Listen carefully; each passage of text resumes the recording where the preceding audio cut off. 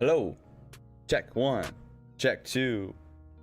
Check three. Check four. Good morning. Good morning. It is August 17th, 8:53 in the morning. It is Tuesday, I believe. Right? Tuesday, August 17th. Sounds about right. I want to welcome y'all into the show today. I got a good one for you today. Some people might call it a banger. Air quotes. It's something me and my buddies were talking about yesterday, and they told me to bring it up on the podcast today. So this is for the boys, the homies who suggested the topic today. I want to welcome you guys in. I appreciate everybody who's been following, who's been supporting on the Twitch, Facebook, and YouTube. If you're listening on the MP3, if you're listening on Spotify or Anchor right now, that means you missed the live show. But that's okay. Just make sure you check out JJ's live show, JJ's all caps live show on Facebook, YouTube, and Twitch.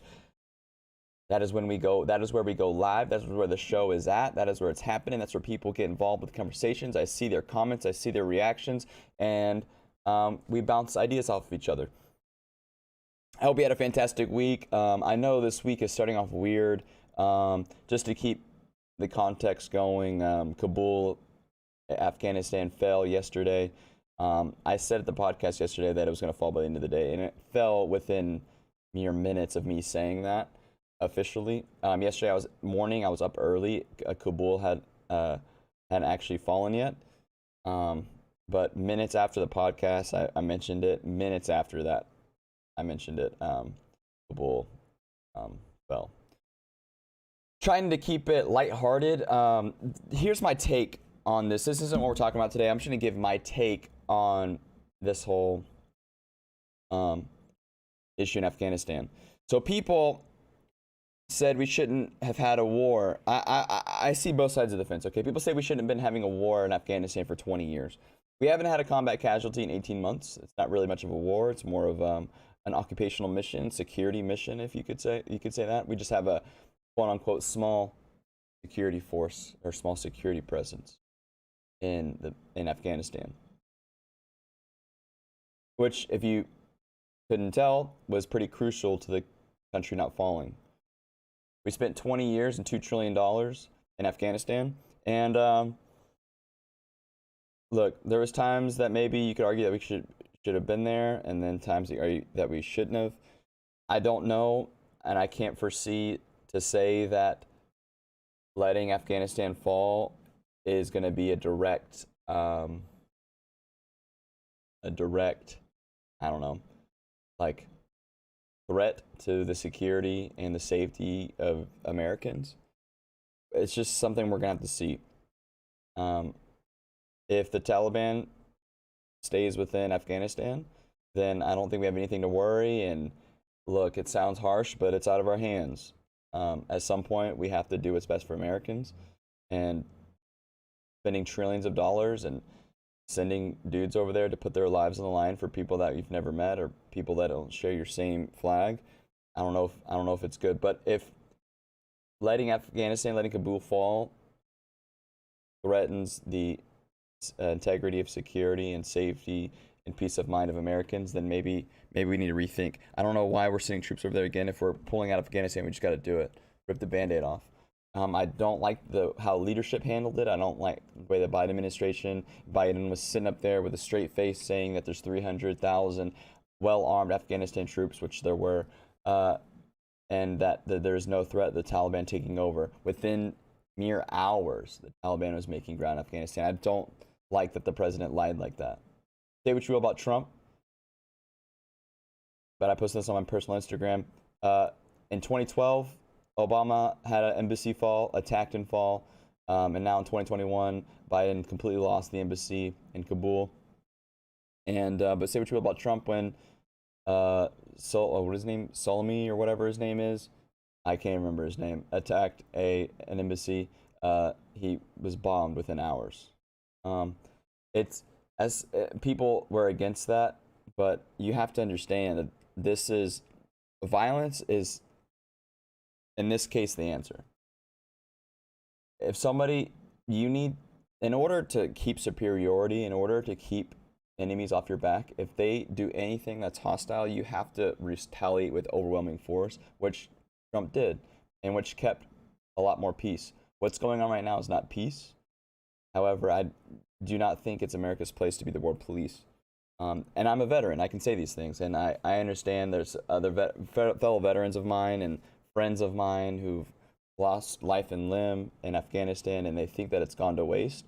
However, at the time that they did help, they did, you know, they did what they were told to do. They served their country, and I don't think necessarily it's gone to waste. Although I understand that feeling, but it is something that's out of our hands, and it's something that we just gotta play by ear. I don't know if sending troops back. I see troops mobilizing right now, and I don't understand. I don't know if Biden's got some weird play up his sleeve. I mean, he doesn't. We have the Biden administration. I'm not president. We know President Biden isn't making any decisions. We know that.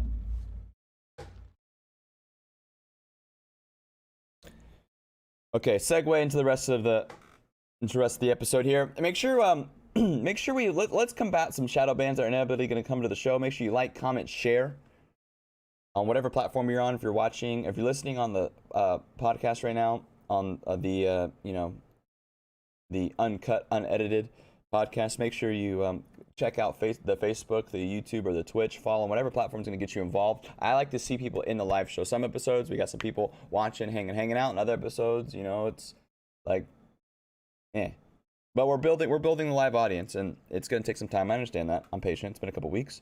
The show's been going great. I'm love doing this. I'm figuring out new things every day.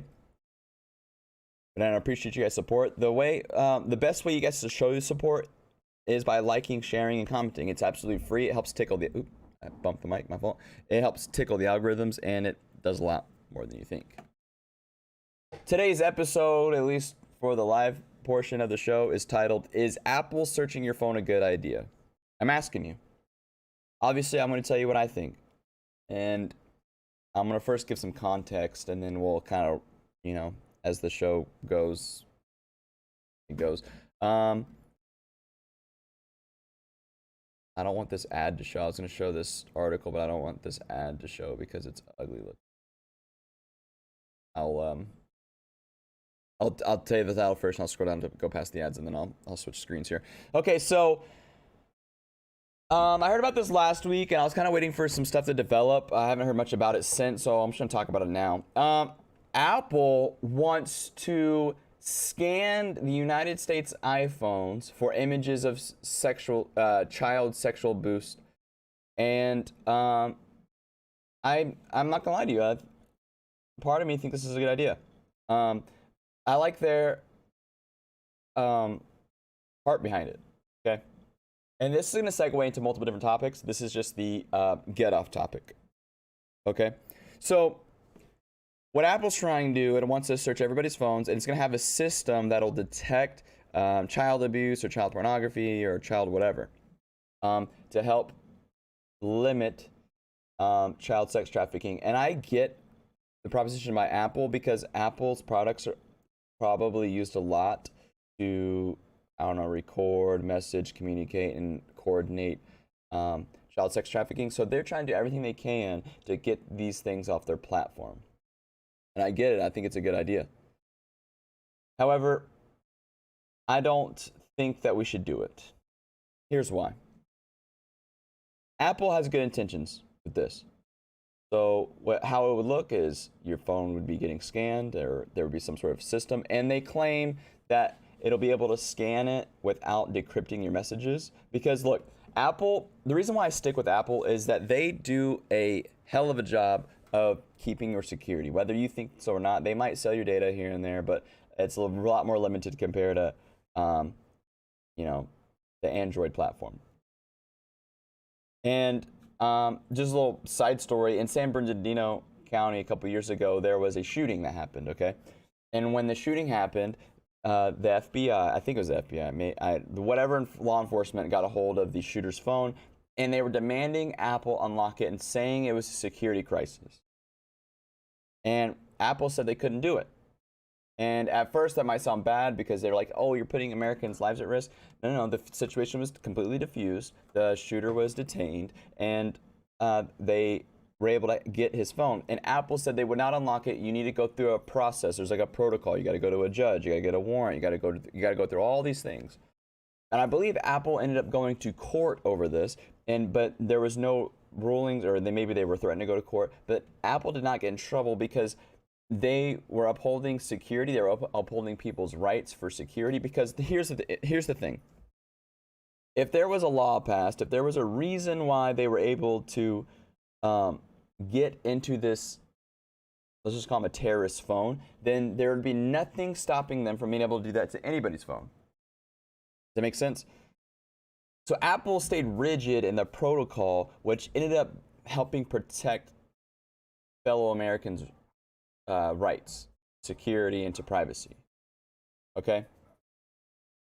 So fast forward, it's 2021, and Apple is talking about being able to detect in your phone images, or I believe right now they're just talking images from what I understand, or maybe also like videos, but like, video images.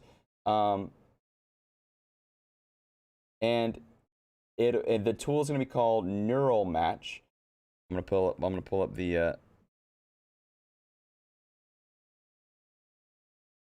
article here so you can read it for yourself.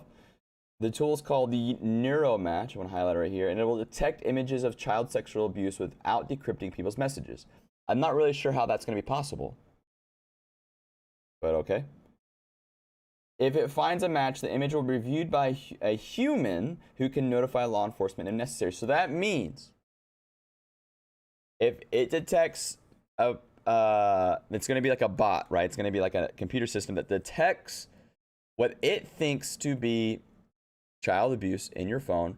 It will then notify a human, and then a human will lay his or her eyes on your private images. Okay, now here's where I have issues with that. My buddy brought up a point of, well, what if, you have a child of your baby and it may be naked or maybe not naked, and it's just like, a nice picture of your baby. And it detects it, and then people are going to be looking at your phone. My issue with this is that it seems flawed, for one. Two, we all know that it's going to be imperfect. There's systems like this that are imperfect. Look, when you try to do the scan ID on your phone, like to get in your phone, sometimes it doesn't unlock right away. Right? Just one example, the face recognition on your iPhone. When you look at it, sometimes it doesn't unlock. Or sometimes it unlocks when you're barely even looking at it. So it's going to have some bugs, and I'm worried that that's going to lead to some other issues as far as like people looking at images that have nothing to do with child abuse. Okay? Here's another issue. It's a complete breach of privacy. This kind of goes against a lot of laws we have in place. For example, you can't get pulled over if they think you have drugs in your car unless you're like breaking the law, because they don't want just some white cop pulling over a bunch of black people just because he looks like he has drugs. He's got to at least pretend there's a reason to pull you over.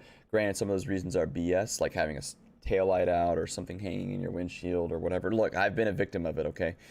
All right, I know, like, I'm a white dude. You probably think I got some white privilege, but two things. One, I've been pulled over several times when I was a teenager because I drove an old truck in an area in which a lot of people don't drive old trucks like I had. I was 16, 17 years old, and I got pulled over quite a bit, and I had my truck searched quite a bit when I was a young teenager.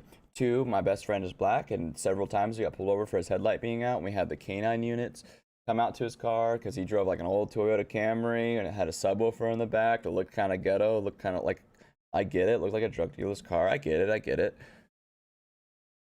But for a system to be put in place for someone to be able to just scan your phone with no prior alleged issues, for an image to detect child abuse, is gonna spiral way out of control. Listen, I am not for protecting people who, act in child abuse or whatever you want to call it, like that are child predators. Okay? But I am for protecting innocent people. Here's how it might spiral out of control. Okay? Let's say this. let's say if they never let's say if they never even use this system to detect anything else but child, abuse. They're working hand in hand with the government. They're basically showing data, your personal and private information to the government. Who's to say later down the line they decide they want to go at someone's character? Maybe it's another President Trump situation, okay? Maybe it's some politician that they don't like trying to get voted into office. There is 100% ways to remotely hack someone's phone and download images and get them reported. Who's to say that they're not going to use this to blackmail people, saying, look, we can make it seem like you have images on your phone, so do what we say. This seems far-fetched, but is it? Is it far-fetched? Here's another scenario. They modify what they're searching for. Let's say, hey, the government comes to Apple and says, hey there, Apple, you're doing a good job with this child predator thing. We've caught 10,000 people for child abuse thanks to your system. Listen, we want to get white supremacists. We want to get people that are so pro-gun that we view them as a threat to national security. And Apple's like, you know what? That's a great idea. We don't want white racist supremacists that carry around guns to be flooding our streets. So what do? They start searching your phones for maybe you shooting a rifle. Maybe you were hunting. But they're like, hey, this guy's shooting guns. Let's see if there's anything else on his phone. Oh, we see pictures of him at meetings, and there's a lot of white people there. It looks like to be a racist white meeting. In reality, it's all innocent. You know what I mean? There's nothing shady going on. And you might be thinking, well, we got to get white supremacists off the streets. Let me just do this. Gangsters take pictures all the time. There's plenty of pictures on the internet of like gangsters doing gangster stuff. Like black gangsters, white gangsters, whatever. You don't think that they're going to use the system to crack down on gang violence, which is going to put more black people in jail than anything? Or even what they suspect black people of doing, even if they're not doing anything bad, just because they're hanging around gangsters. They're going to search your phone and be like, hey, look, I have a picture with you out and about with this dude who's a known drug dealer. And it's like, and even if you don't take part in it, you're going to be guilty by association. Just because they're able to search your phone, they see pictures of you hanging out with this guy who may have done other crimes, and they suspect you of crimes. This seems far-fetched. What up, Mike? Welcome into the Facebook chat. This seems far-fetched, but it can get out of hand super quickly. For those who are just joining, we're talking about Apple being able to search your phone for child abuse. I'm not pro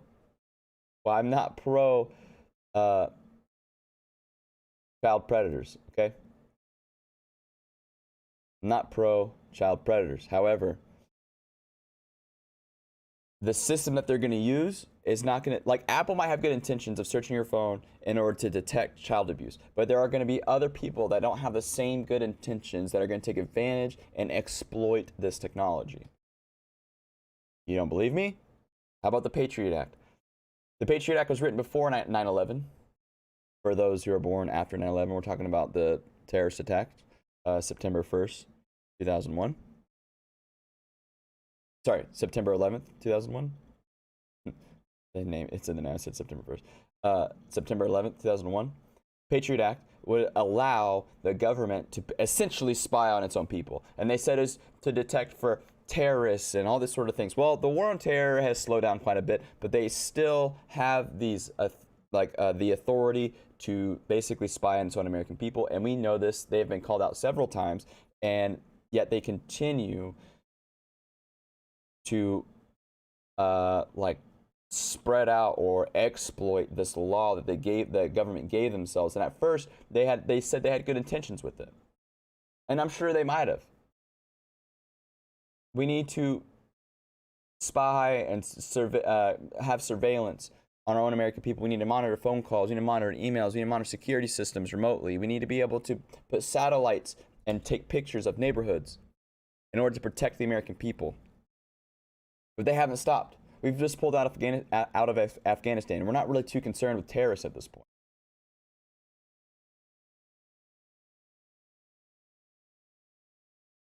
We're more the politicians are more worried about securing power. Okay, listen, I know what I'm saying sounds like it's far-fetched, but it's really not. I just gave you a real-life example that's already happened. So look, Apple has good intentions. Apple has good intentions with detecting child abuse. However, there's going to be people that I don't trust that are going to exploit that power.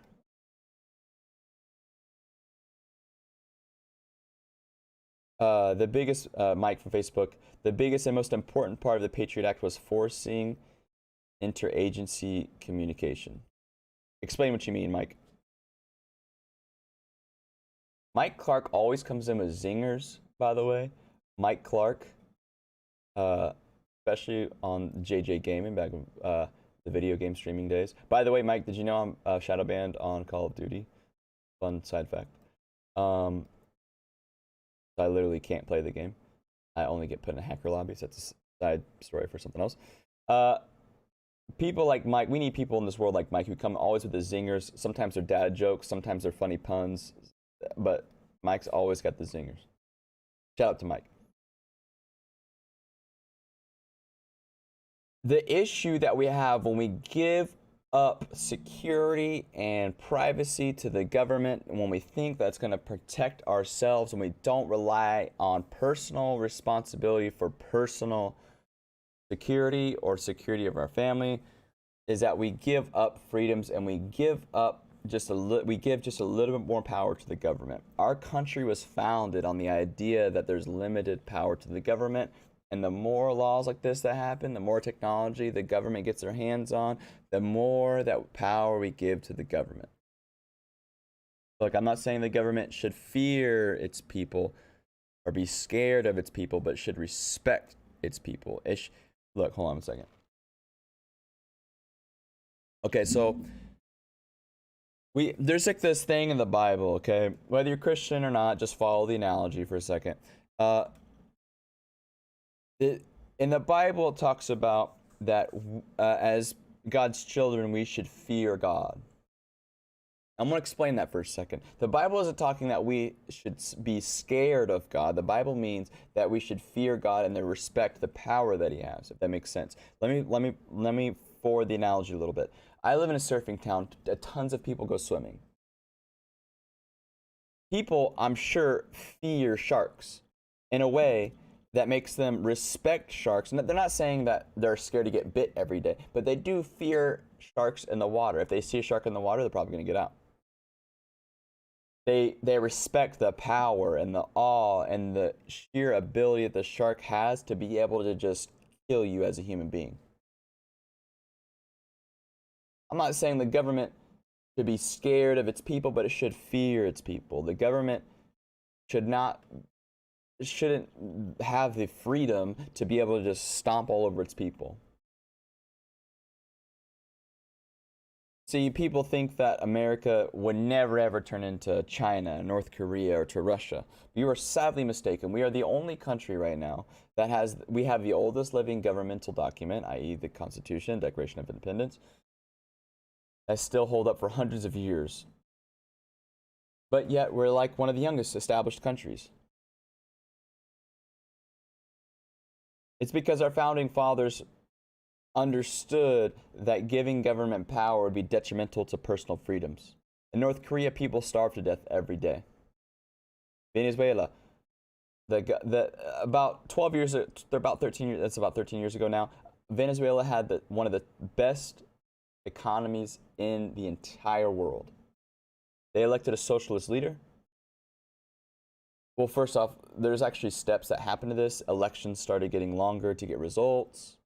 The people lost faith in the elections. Then a socialist leader came in. And then all of a sudden, about 5 years later,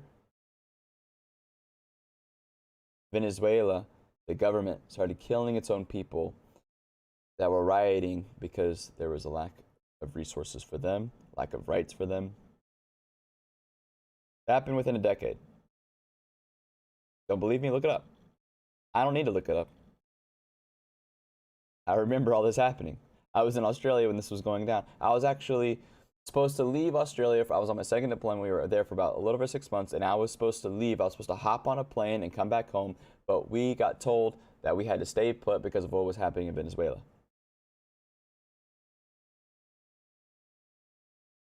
There was a secret summit that happened. We talked about Afghanistan at the beginning of the show, Mike. We just touched on it a little bit. What's going on in Afghanistan right now? Look, I know you're not going to be the first person to bring this up. I've already had other people bring this up and said I should talk about it. What's going on in Afghanistan, just to touch on it again real quick, it's something that was unavoidable. The Taliban, just to put it in perspective, the Taliban is one of the oldest living. People were comparing it to Vietnam. A little different, I guess, because it's a different deal. See, in Vietnam, we were directly fighting against communism. However, we were actually in war when we left Vietnam. We are not in war in Afghanistan right now. We weren't. We haven't had a combat casualty in over 18 months. It's not a war that was going on in Afghanistan. I get it. You can say it is. We were just a security force there. There wasn't that many troops there. But those small amount of troops that we had there were pretty vital to the integrity of Afghanistan, clearly. The Taliban is one of the only cultures in the entire world that has never been conquered. Look it up. Wasn't conquered by China, wasn't conquered by Russia. They have fought wars against some very powerful militaries. We are one of the most powerful military to ever be on this planet, the United States. And yet, we were struggling to fight dudes that are running around with flip-flops and AKs. Okay? There's reasons for that. We can get into it another time. And it has nothing to do with our leadership. It just has to do with the culture of the Taliban and how it compares to the, let's say, culture of the Afghan military. The Afghan military has no real will to fight. You know, people hanging on aircraft trying to flee. Vietnamese did that when we were leaving them. Yeah, because people know what's coming. That's the sad thing. People in America right now, they will look at this and not realize how grateful they are to live in America. They'll see these clips of people storming the airports and think that other countries have their shit together. Look, the media isn't showing you a lot of things right now. But there's a lot of riots happening, including in France. I believe that there's Hold on, I'm gonna try to Google. I probably won't be able to Google it. I gotta go to DuckDuckGo. I'm gonna go to DuckDuckGo, and I'm gonna talk and while looking something up. There is riots happening all over the world of people opposing what's going on with COVID right now, but our American media will not show it. And again, I'm gonna sound like another conspiracy theorist, but I've seen the videos. There's doctors, and I think it's France. There's doctors and nurses that are refusing to not only get the vaccine, but refusing to administer the vaccine. Okay? There's a lot of ish happening right now. And people will look at these other countries. Look, I saw about 2 weeks ago, I saw somebody post saying, man, I wish we were as progressive as Saudi Arabia. It was a tweet. You realize in Saudi Arabia, up until like very recently, women weren't allowed to drive?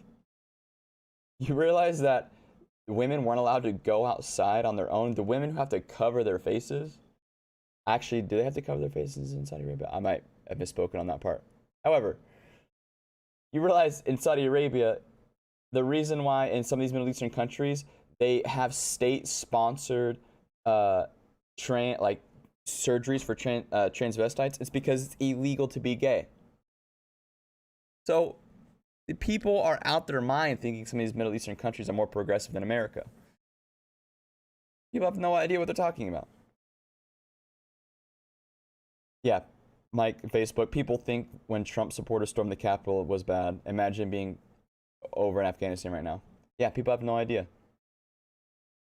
And and there's so many layers to that thing that happened at the Capitol. What do they call it? The January 6th attack. The January 6th attack. Oh, you mean people that walked in with no guns? People who walked in to the Capitol? That wasn't an attack. For one, might have been staged. I can go into that. I have a lot of evidence that say that it might have been staged. Two, that goes to show you that people don't care about your politicians. Don't. I think there's a power grab going on from politicians right now, and I think they really miss gauging how much the military and law enforcement's on their side. I think that these extreme left wing or Marxists or whatever think that they're manipulating cops and the military to then, you know, do things like go take people's guns, force people to get vaccines. The Orange County Sheriff in Southern California, one of the most liberal places in the country, already told the governor that the Orange County Sheriff already said they're not enforcing more COVID lockdowns.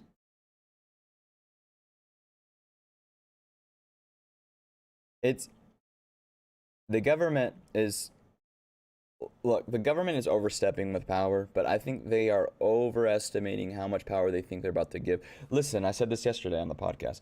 The government only has as much power as we give them. Okay? The government only has as much power as we give them, as we let them have. We're a nation of 320 million Americans strong. 330, I think now. Even if only half of us want to overthrow the government, or even if only 25% of us want to overthrow the government, that's more than enough people. You really think that local law enforcement is going to turn on their neighbor? No. You really think that veterans like me or military members like me are going to go door to door and force people into camps and shoot people for having guns? Nah. No chance. Is there a bunch of shitty leadership in the military right now? Absolutely. A bunch of yes men in the military right now? Absolutely. I said that several times on this podcast. However, I think people are grossly overestimating how much the military will actually and the law enforcement will actually go against its own people. At least right now. In 10 years, I might take that back, but right now, it ain't happening. People need to be thankful that we live in America. I'm really glad. I'm thankful every day that we live in America. That I was born in America. I talked about this yesterday. I don't think you're an American based on your skin color, race, religion, or where you were born. Being an American is a mindset. Being an American is about individual freedom and liberty. It's not about choosing sides. It's not about voting left or voting right or voting libertarianism or voting red, blue, for religion, against religion. It's not about that. It's about a mindset. Being American is pro-personal freedom, saying that I want to let you do what you do as long as you let me do what I want to do. I do me, and you do you.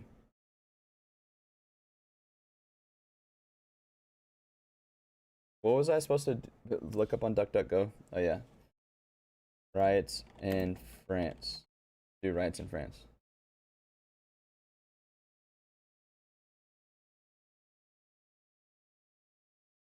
That article's not loading. The article right here that I'm trying to pull up. This one. Okay, so over 100,000 rally against COVID, quote unquote, COVID-19 tyranny in France, protesting immunity passports and vaccine mandates. Okay, so in America, people are thinking that that's libertarianism as core. Don't F with me, and I won't F with you. Yeah, And that's where I'm mostly line up my political ideals with, is with libertarianism. However, I've never voted lib because or third party because there's no chance for them to win right now. Let's see what this video says. Disclaimer, I have not seen this video. I have no idea what it's going to be like, but the article is titled over 100,000 rally against COVID-19 tyranny. So let's just play the video and then I'll skim over the article. I already know a little bit about this. Video, have sound.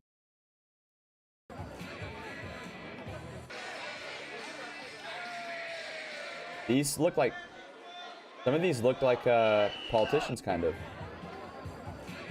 Those are just some simple images. A longer video. So there's gonna be people talking. I can't speak French, so I have no idea what that's saying, but there's a lot of people. And from what I understand, it's also law enforcement. It's not just the people. It's not just like normal people, right? It's like law enforcement, politicians. Over some 114,000 people have rallied across France to denounce what they have seen the government intrusion into their private lives. The protests were in response to the rollout of COVID-19 certifications and mandatory vaccine plans. What they're talking about is the vaccine passport. You have to have a passport to go, the vaccine card to go be able to do anything. They were fighting for liberty. Look, in a lot of countries, people try to do this, they get arrested. I think they could have been arrested for this in France. There's just too many of them.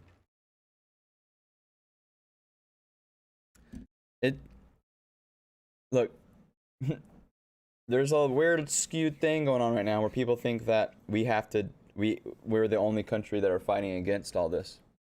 That every country is just bending over and just taking these rules. Look, this guy looks like he's like a politician of some sort. I don't speak French, so I'm not gonna play these videos. Okay, look. America is a great place to be. We have our issues, sure. Messed up past, absolutely. How do you think the internet is going to evolve in the next 3 years, apart from faster internet speeds? How do I think the internet is going to evolve? I think there's about to be a lot more regulation. Decision Z in Twitch just asked that question. How do you think the internet is going to evolve in the next 3 years apart from... Okay, you're saying in the next 3 years besides from faster internet speeds. I think there's going to be a lot more regulation. I don't think it's going to be as free anymore. People are going to have to start... there's going to be a lot more people using VPNs. If you don't know what a VPN is, look it up. Basically, where you can appear that you're using a computer from somewhere else. I'm not sure what the new vote thing is happening. I'm really confused. I've been seeing all these commercials, at least in California, about internet regulations. Anytime I hear the word regulation from any side, I get concerned. I think the internet needs to be a wild place. I think the internet, at its core, needs to be a place where people can be free and be able to post heinous stuff sometimes. To have that content that's funny but is politically incorrect. Because they're going to start to silence things that people don't agree with. VPN is a terrible idea if you really look into the details of it. I'm not saying that I use a VPN. I probably won't. But what I mean is that there's going to be a lot more... Look, it's going to be something like this. It's going to be like, okay, so you're banned from Facebook and Twitter for posting something that you thought was funny, but maybe, you know, even like a Joe Rogan podcast, for example. Everybody loves a Joe Rogan podcast. We know Joe Rogan isn't racist. We know he's not transphobic. We know he's not homophobic, but he says things because he's a comedian that come across that way, right? So Joe Rogan gets banned off of Facebook, off of Twitter, off of Instagram, but he, you know, makes his own website, kind of like how a lot of people do now, where they have their own website and you can go watch videos on his website. But because he's viewed as anti-progressive or whatever, what's going to happen is he's going to get in trouble for having his website on the internet. And then people like me who go bumped into the mic again. People like me who go on that website will be monitored because of all these regulations. Because oh hey, he watches and transphobic and homophobic comedy on the internet. So we're gonna monitor him from now on, and anytime he does anything, even if he gets a speeding ticket, we're gonna bring it up in court. Sounds far-fetched, but I don't really think that's that far-fetched. I like the internet what it is now because it allows people to be able to express, and you can get both sides. But what happens when we start to what is it called, like censor one side, is you don't hear how stupid they are with their ideas, right? Like even if it's like, let's say if there's somebody spreading misinformation, let them spread it, let them say it, because when the real science or real whatever comes out, people are gonna hear what they say, and they're gonna realize that they're an idiot. You know what I'm saying? That sounds like it's kind of two different things. This is companies regulating the internet more so than government regulating the internet, right? But what we're talking about earlier decision was the Apple being able to scan your phone for child abuse, and it has the technology there to scan for child abuse, which is, I'm not for child abuse, I'm against child abuse. What I am against is someone, because what happens is going to be an automatic technology that scans your phone, and I pulled up the article earlier if you missed it, and it's, once it detects something, it's going to notify a human being, and the human being is going to put its own eyes on your phone or on your images. So now what happens is that the government's going to go to, they're going to collaborate with the government to get people in trouble for child abuse, which at its core, I believe Apple has good intentions, like I said earlier. But then once that technology is in place, what's going to happen? The government's going to go to Apple and be like, hey, listen here, bud. Listen, Apple, I know you have the ability to scan for child abuse, but listen, we want you to scan for black people selling drugs, okay? Even if you don't see the drugs, we just want the sketchy activities of white people selling meth, or white people shooting guns, or you know what, Hispanics crossing the border. We want to see those activities. And then now it's like this mesh of using the same kind of technology to detect for different things.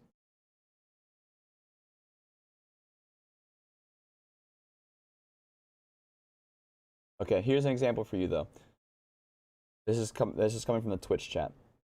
JJ's Live Show is a Twitch content creator.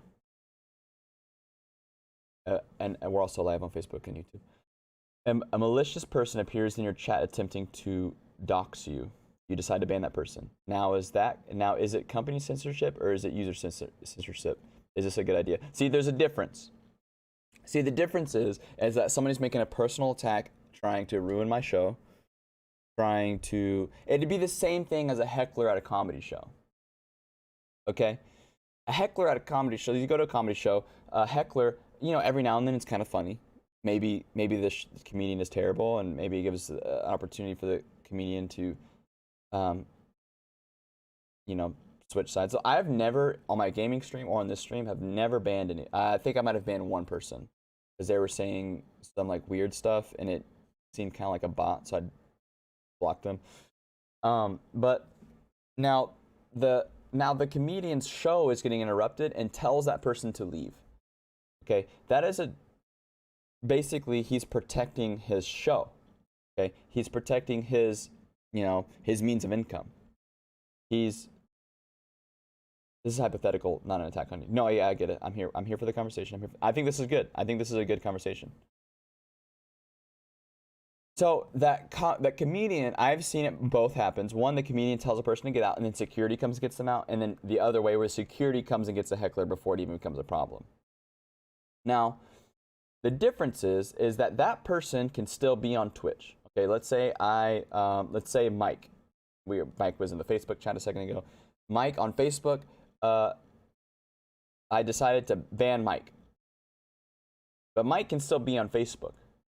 He can still go to other people's, but he's just not allowed to come my chat. And in Facebook, I can actually mute someone for time. I can set it to where they can only comment, and I think on Twitch as well, they can comment only once every 5 minutes or whatever. So the difference is the company gives me the ability to block someone However, the company is not telling them they're not allowed to be on Facebook or on Twitch. If I ban someone from my Twitch chat, let's say Decision, I decide to ban you. You are allowed to go to somebody else's Twitch, or you're allowed to go, you know, on the internet. My phone keeps sending me weird messages. Does that make sense? So I think that it's not censorship. That's just banning someone from being a troll. That's way different.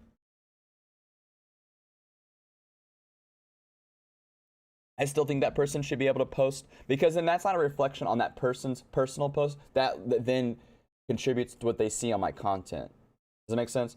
So if you go to like the chat on this Facebook, you'll see other people's chats, or in this Twitch, you'll see other people's chat. And I don't want, if I ban someone, it's because I don't want people that are seeing things that are not my brand. Does that make sense? So if you come in here saying some heinous stuff, I'm gonna ban you, because I don't want my show's not.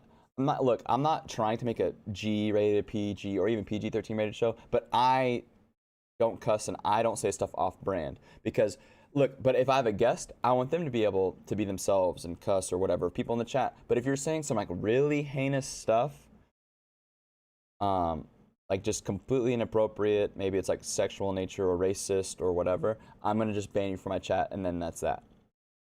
But I still think you should be able to be on your personal page. You know what I'm saying? That's not a reflection, because then once you put your words on my post, that becomes a reflection of my content or my community. Does that make sense?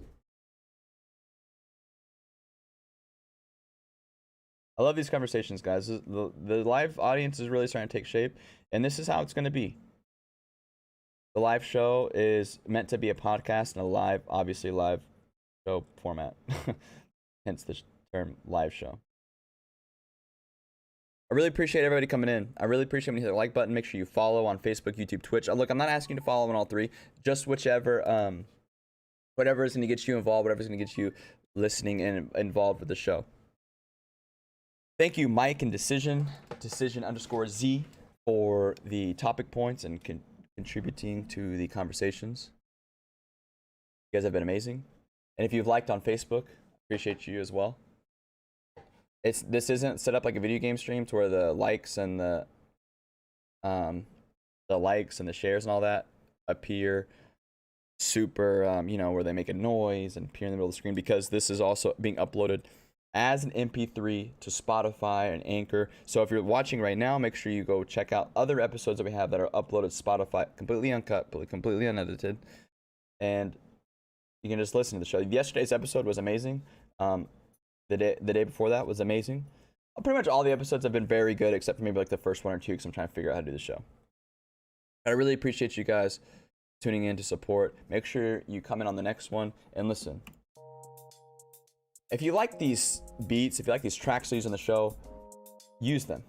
My buddy hires people. He's got a team of producers together there and making music for you to use on your live shows, on your podcast, on your video game streamings, on Twitch, on Facebook, on YouTube, whatever. Use them. It's copyright free, and you can play them through Spotify, so it's easy to control, it's easy to use. So make sure you check out Streamables. Look, I'm gonna show you what it looks like. This is my personal Spotify right here. Look, it's Streamables. He's got albums on albums. Look, he just released a new one, Red Eye. Boom. There you go. Check it out.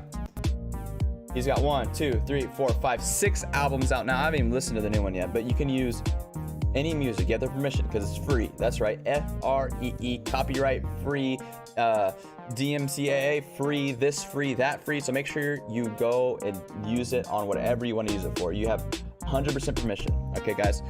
Hey, I want to see you guys in the next one. I want you guys to be listening and catching up on these shows, because we got some good content in these episodes. All right, guys.